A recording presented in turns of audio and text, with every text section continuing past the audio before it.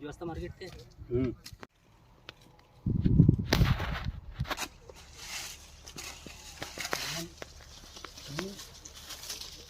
चार, पाच, सहा, सात, आठ, 9, 14.